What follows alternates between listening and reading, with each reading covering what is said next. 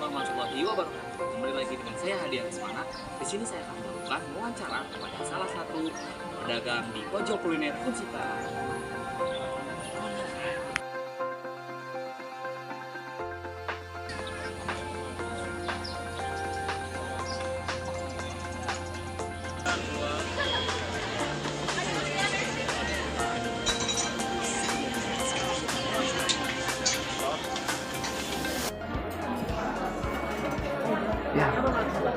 Assalamualaikum Ibu, perkenalkan saya Hadian Rusmana. Saya salah satu mahasiswa dari program studi administrasi rumah sakit. Saya mendapatkan tugas untuk mewawancara satu pedagang. Kalau boleh tahu ini dengan Ibu siapa? Ibu Jaholija. Oke, Ibu sehari-hari berjualan apa dan jualannya di mana Ibu? Jus ada di mana ya bermacam-macam buah aja. Oh, siap. Sudah berapa lama berjualan di bidang ini Ibu? Ada 6 bulan. 6 bulan. Awalnya bagaimana Ibu bisa memulai usaha ini? Ya awalnya mah tadinya bukan jus. Dipikir-pikir ini nggak ada. Coba-coba ya alhamdulillah sampai sekarang. Apa alasan Ibu memilih usaha ini? Karena nggak ada yang jualan jus. Oh, nggak ada yang jualan jus di sekitar ini ya Bu ya? Oke. Pernah mengalami kesulitan di awal nggak Bu usaha? Kalau usaha pasti ada ya kesulitan di awal. Nah, mungkin kan langsung lancar ada. Kalau boleh tahu Ibu modal usaha awal Ibu dari mana Ibu? Dari uang pribadi. Uang pribadi, tabungan berarti Ibu ya? Bagaimana Ibu mengatur modal usaha ini agar usaha ini tetap berjalan gitu? Ya gini aja, soalnya kan kalau misalkan jual kita nyetok gitu ya, disisihkanlah per harinya gitu. Oh, gitu. Jadi harus ada simpanan buat hari ini, buat besok. Jadi harus ada buat yang ke depannya gitu. Jadi ada cadangan. Ada cadangan. Usaha ini jalan sendiri atau ada yang membantu dari Ada pihak yang lain? membantu. Ada. Ada. Kalau boleh tahu Ibu, bagaimana cara Ibu membagi tugasnya Ibu? Dia yang belanja, ibu yang di sini. Jadi balance lah. Gitu. Saling membantu Ya gitu. saling membantu. Bagaimana cara menentukan harga jual produk Ibu? Tergantung dari kualitas buah. Oh, dari kualitas Ya, buah. juga dari harga buah yang dibeli. Apakah Ibu menentukan harga jual ini menentukan dengan menurut harga pasar atau ditentukan harga menurut Ibu sendiri aja? Harga pasar. Itu harga pasar. Kalau harga bahan naik Bu, berarti Ibu akan menaikkan harganya atau bagaimana? Dikurangin aja. Oh, Misalkan dikurangin. satu jadi 1,5. Oh, jadi di porsinya Ya ya, di Bu, ya? porsi. Bagaimana cara Ibu menarik para pembeli? Ya, gimana ya? Perasaan nggak pernah ini gitu ya. Ada yang datang ya ini gitu aja. Ya terutama mah ya dari kebersihan lah. Nggak ada strategi khusus Nggak gitu? ada, nggak ada. Apakah Ibu pernah menggunakan promosi di media sosial atau dengan menggunakan potongan harga atau Jumat Berkah atau gimana? Oh, nggak pernah. Apakah ada produk yang dijual secara online? Ada. Jadi kadang ibu order jus lewat WA ya. Oh, PO berarti Ya, ya? PO.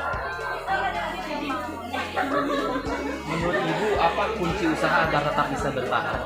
Sabar intinya. Sabar, itu paling penting ya Bu, sabar. Sabar yang paling penting. Apa pengalaman berharga yang pernah Ibu dapatkan selama berjualan? Selama berjualan di sini ya. Jadi gimana ya? Serasa nambah teman gitu sama anak-anak, jadi ya gimana sih ya? Serasa punya anak baru. Keluarga aja, baru. Ya, keluarga baru gitu.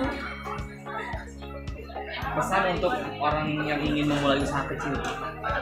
Ya intinya mah ya jangan suka kecil hati gitu. Misalnya takutnya nggak laku gini, coba aja lah dulu. Gitu. Insya Allah ada jalan. Coba dulu berarti ya. Apa saran Ibu untuk anak muda yang ingin menjadi pedagang kecil?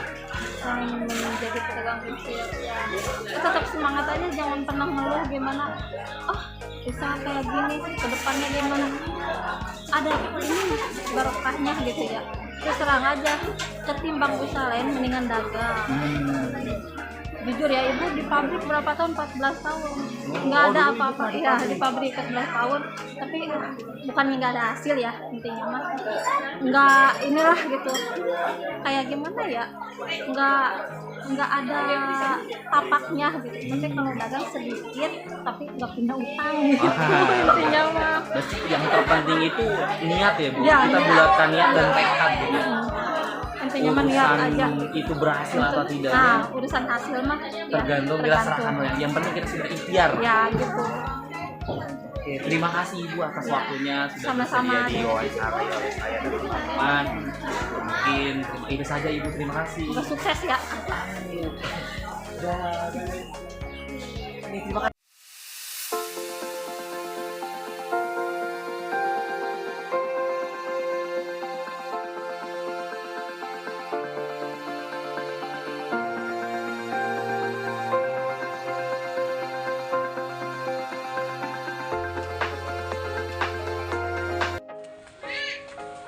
Oke, assalamualaikum warahmatullahi wabarakatuh. Kembali lagi bersama saya Hadian Rusmana. Kemarin kita sudah mewawancarai salah satu narasumber di daerah Unsika di pojok kuliner, yaitu adalah Jus Sarjana. Sekarang kita akan mencari lagi narasumber, yaitu pedagang nasi goreng di Blok G57. Sip.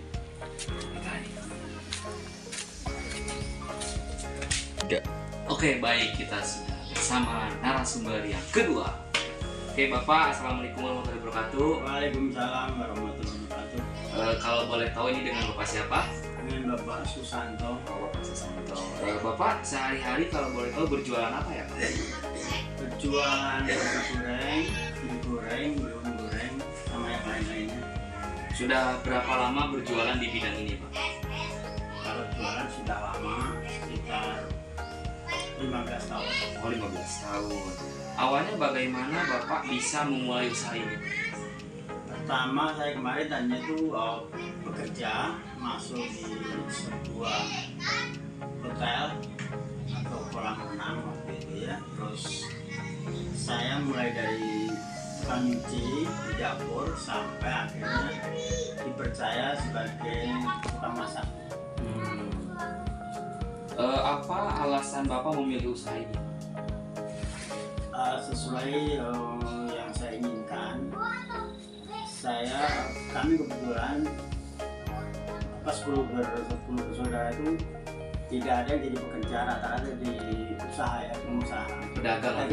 dagang. Apakah Bapak sebelumnya mempunyai background di bidang masak? Dari situ, yang dari pengalaman dari usaha kemarin itu, saya bisa dibilang dapat pengalaman masak ya, karena sempat menjadi tukang masak atau yang cook ya, sempat jadi cook. Pernah mengalami kesulitan di awal? Di awal kuliner atau Iya, di awal memulai bidang usaha ini Pak. ya.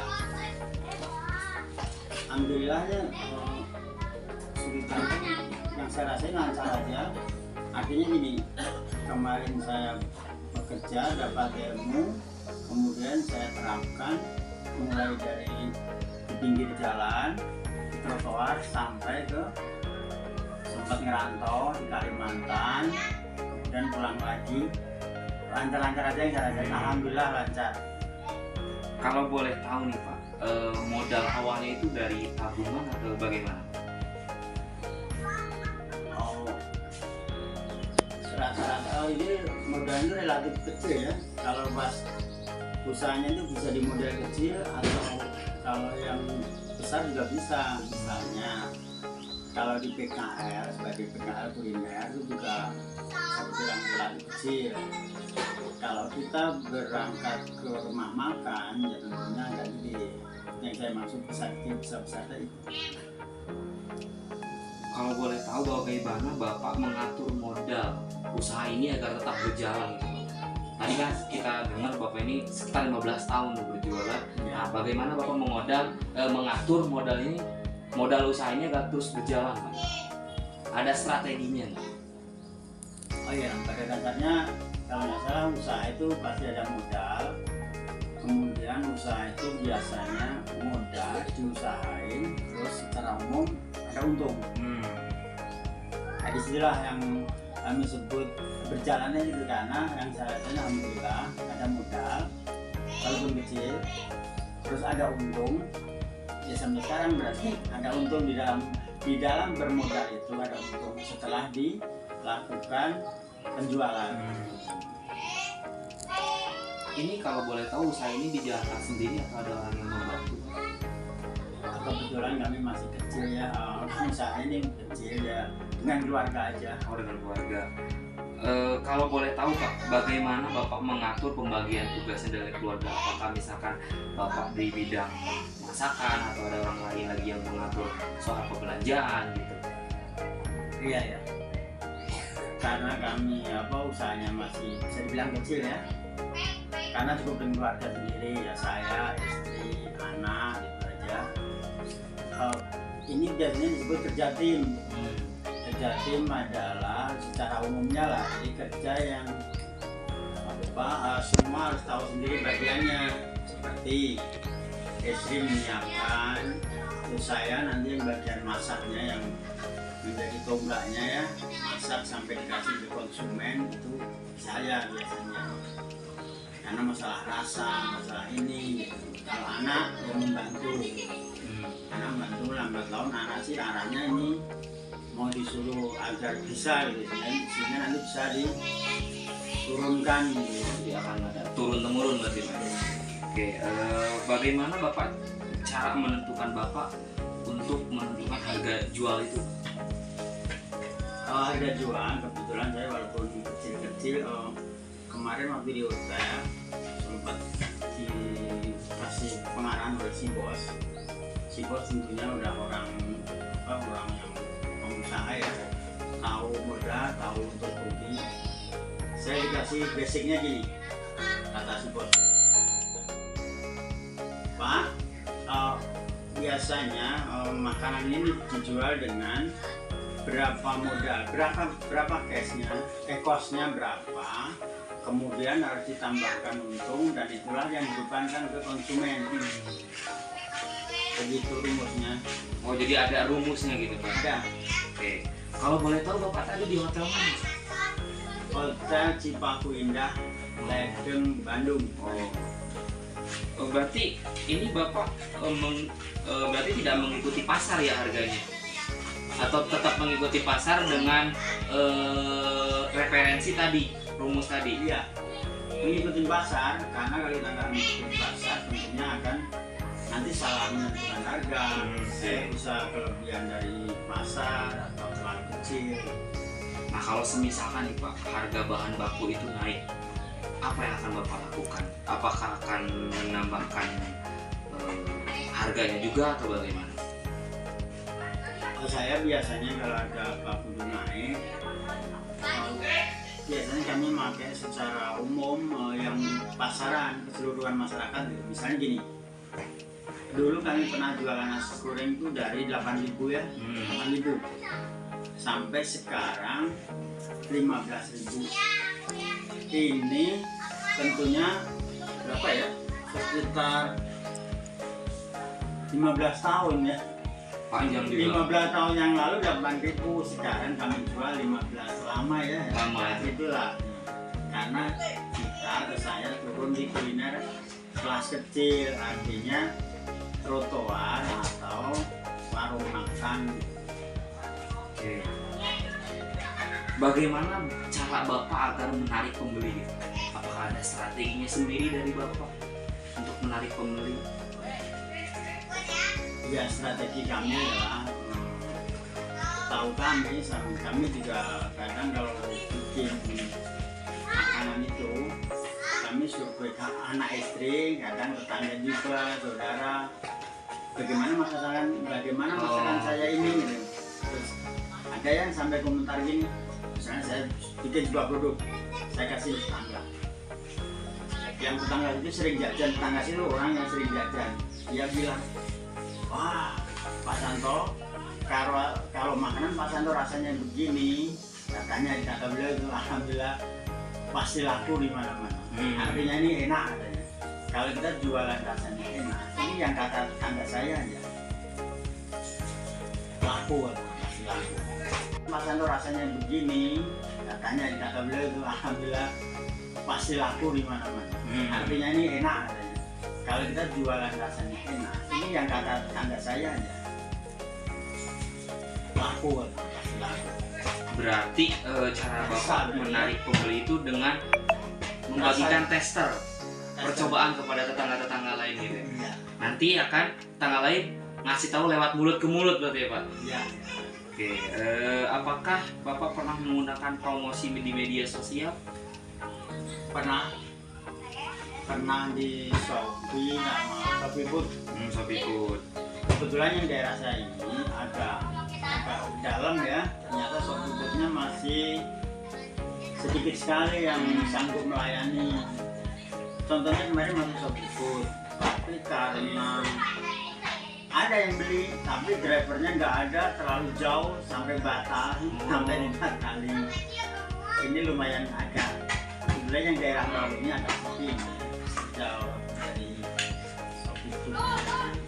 Tadi Pak, Bapak kan cara strategi menarik pembeli itu menggunakan tester. Atau selain itu ada hal lain Pak? Atau misalkan di hari-hari spesial itu memakai strategi potongan harga atau Jumat berkah atau semisalkan kan tadi harganya 15.000 di jam-jam tertentu ada harga spesial nggak? Pakai strategi itu nggak Pak? Kira-kira? Kayaknya belum ya. Oh, belum. Kebetulan nih yang setahu saya nih di sini lumayan karena masuk grup WA. Oke. Rumahnya setahu kami ini di komplek ini sekitar 2.000 sampai 2.500 rumah. Terus ini ada grup WA, jadi lumayan ya, diketahui nyebar lah sama masyarakat. Nah, menurut Bapak nih, kunci agar usaha itu tetap bertahan, kuncinya? Kuncinya seperti pada umumnya, kalau yang saya rasain gitu, kata orang-orang yang sudah sukses itu, usaha yang biar kuncinya sukses ya apalagi ini itu harus ulet. Kalau nggak ulet nanti kita akan putus balik. Ulet kalau memang ada kemauan keras menjalankan ini, terus ada mau belajar untuk selalu meningkatkan mutu. Misalnya tidak anti kritik. Misalnya makananmu ini kurangin apa, coba ditambah ini. Nah kita benar merespon. Dan ternyata benar. Si pelanggan yang kritik tadi setelah kita layani sesuai keinginan dia, ternyata malah sering beli. Jadi kuncinya ada 3 tadi, ulet, mau belajar dan menerima kritikan. Iya. Oke. Bagi Bapak nih tadi 15 tahun berjualan, ada pengalaman berharga yang pernah Bapak dapetin selama Bapak berjualan? Pengalaman kerja ada ya yang saya rasain. Pertama memang rezeki ini menurut saya dari Allah ya, rezeki dari Allah. Cuma kita diwajibkan usaha saja. Dengan usaha ini ya saya walaupun bukan karyawan, bukan kerja di mana-mana gitu. Alhamdulillah saya juga usahain kok bisa atas izin Allah ya. Saya bisa muliain anak sama beres. Saya nyangkut beli rumah sama anak yang ketiga sampai beres sekolahnya semua. Sampai ya kalau waktu perjalanannya bisa punya kendaraan, syukurilah. Nah, yang paling berharga ya itulah berarti apa ya, usaha ini syukuri gitu ya, karena bisa membuat kita alhamdulillahnya mapan, bisa dibilang ya, alhamdulillah ya dibilang mapan ya, syukuri. Oke Pak, pesan untuk orang lain yang ingin memulai usaha kecil, ada pesan nggak dari Bapak sendiri gitu? Pesan saya adalah usaha kecil itu memang kalau bisa, kalau sudah tahu dapat pengetahuannya, ini secara umum segera laksanakan. Jangan cuma di pikiran aja, jangan cuma di angan-angan. Misalnya, saya mau jualan tahu goreng, cepet implementasikan. Atau ketemu yang usaha kayak saya ini, saya pengen jualan nasi goreng sama yang lain-lainnya, harus Anda sudah ada ilmunya, malah kadang modalnya bisa nyusul. Modal bisa nyusul. Bisa dari pinjem atau emang ada barang yang bisa untuk modal, misalnya ada kompor itu udah modal, ada katel sudah modal ya. Jadi kalau sudah ada ide pengen usaha, cepat laksanakan yang ulat ya, yang ulat. Terus jangan lupa ya, selalu berdoa, karena sebenarnya usaha itu bisa berakhir jong tanpa izin Tuhan. Jadi kita nggak boleh ya istilahnya terlalu pede bahwa usaha ini dari saya ini salah. Itu tetap ada jelas itu semata-mata dari campur tangan Tuhan. Jadi intinya kita jangan pernah menunda-nunda apa yang udah kita pikirkan. Betul, apalagi di bidang mau usaha. Beda dengan mau kerja ya, kalau mau kerja mah ada nggak yang mau terima? Nah, gitu. Itu masih tantangan. Tapi kalau usaha gimana kita?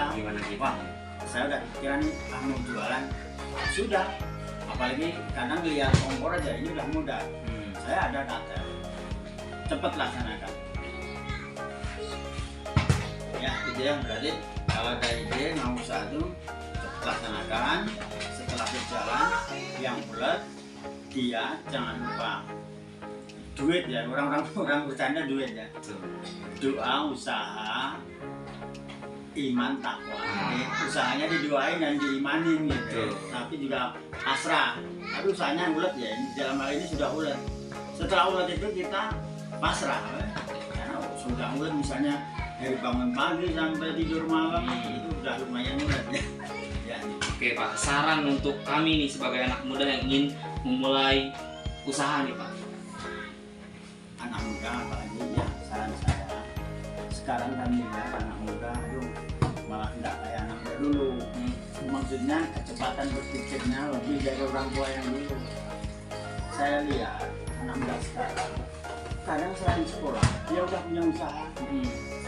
Banyak ini terbukti ya, ternyata anak muda tuh nyamping ya. Kadang uang jajannya aja yang dari anak-anaknya orang luar itu bisa nyamping. Dia bisa invest ke orang lain. Ada yang dijalani sendiri. Setahu kami ada beberapa undang ngumpul mahasiswa atau bukan ya, ternyata tuh ngumpul bikin kafe. Iya betul. Ada gitu, saya lihat sendiri terus ngobrol sama orangnya itu. Ternyata itu untuk anak muda berarti gigihlah berusaha. Bertanya, kalau lagi belum ada pengalaman ya boleh dari bertanya. Kalau sudah ada tinggal jalanin. Kalau nggak ada modal, kadang bergabung berapa orang jadi modal. Kadang malah jadi anak muda itu masih sekolah udah pasif income. Iya betul. Malah masuk nih ya. Hidup anak muda. Wah mantap. Terima kasih Bapak atas kisah yang sangat inspirasi bagi kita sebagai anak muda. Terima kasih sudah bersedia kami wawancarai. Semoga usaha Bapak terus berjalan dan berkembang ke depannya, dan bagi kami juga anak muda banyak pelajaran yang dipetik dari kisah Bapak. Mungkin itu saja Bapak, terima kasih. Wassalamualaikum warahmatullahi wabarakatuh. Boleh dadah-dadah ke kamera Bapak. Dadah. Terima kasih banyak. Assalamualaikum warahmatullahi wabarakatuh.